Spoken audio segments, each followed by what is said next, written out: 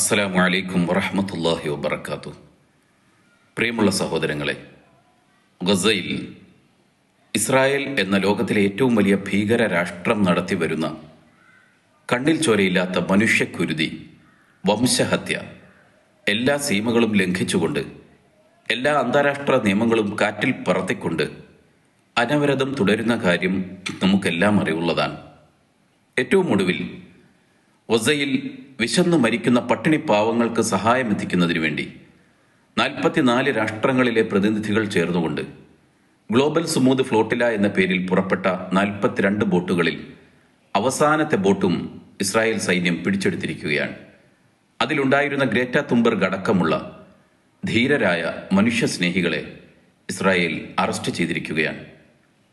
66,000-ത്തിലധികം മനുഷ്യരെയാണ് Israel ഇപ്പോൾ കൊന്നു തള്ളിയിട്ടുള്ളത്. അതിൽ 18,000 പിഞ്ചു കുഞ്ഞുങ്ങളാണ്.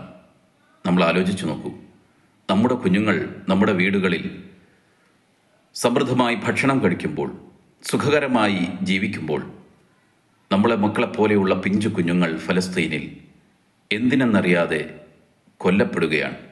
ഇതിനൊരു തിരിച്ചടി നമുക്ക് കൊടുക്കണ്ടേ? തീർച്ചയായും കൊടുക്കണം. എങ്ങനെ നമുക്ക് സാധ്യമാകും? ഒന്നാമത്, ഒരു സത്യവിശ്വാസിയുടെ ആയുധം സിലാഹുൽ മുഅ്മിനി അദ്ദുആ, പ്രാർത്ഥനയാണ്. ആത്മാർത്ഥമായി അവർക്ക് വേണ്ടി പ്രാർത്ഥിക്കുക. രണ്ടാമത് നമുക്ക് ചെയ്യാൻ കഴിയുന്നത്, ഇസ്രായേലിന് സാമ്പത്തിക സഹായം വരുന്ന വഴികളിൽ അടയ്ക്കുവാൻ നമുക്ക് കഴിയുന്ന, നമ്മളാൽ കഴിയുന്ന വിധത്തിലുള്ള പ്രവർത്തനങ്ങൾ ചെയ്യുക.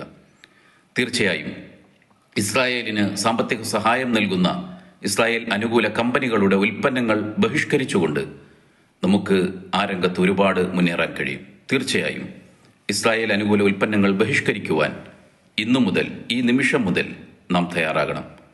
നമ്മുടെ കുഞ്ഞുങ്ങൾ ഒരു ഓറിയോ ബിസ്ക്കറ്റ് കഴിക്കുമ്പോൾ, ലെയ്സ് വാങ്ങി കഴിക്കുമ്പോൾ, അതിൻ്റെ ഒരു പങ്ക് ഇസ്രായേലിലെ, ഫലസ്തീനിലെ, ഗസയിലെ പിഞ്ചു കുഞ്ഞുങ്ങളെ കൊല്ലാൻ ഇസ്രായേലിന് സഹായമായിട്ടാണ് എത്തുന്നത് എന്ന കാര്യം നാം ഓർക്കണം.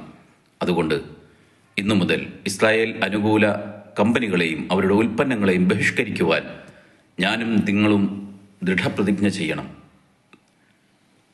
നമ്മുടെ മദ്രസയിലെ കുഞ്ഞുങ്ങളെപ്പോലെ ധാരാളം കുഞ്ഞുങ്ങൾ ആ ബഹിഷ്കരണത്തിൽ പങ്കെടുത്തതിൻ്റെ ഫോട്ടോയും വീഡിയോയും ഞാൻ ഇതോടൊപ്പം ഷെയർ ചെയ്യുന്നുണ്ട്. തീർച്ചയായും ഇന്നു മുതൽ ഇസ്രായേലിനെതിരായ ഈ യുദ്ധത്തിൽ നമ്മളെല്ലാവരും പങ്കാളികളാകണം. അള്ളാഹു ഫലസ്തീനെ കാത്തുരക്ഷിക്കുമാറാകട്ടെ. അസ്സലാമു അലൈക്കും.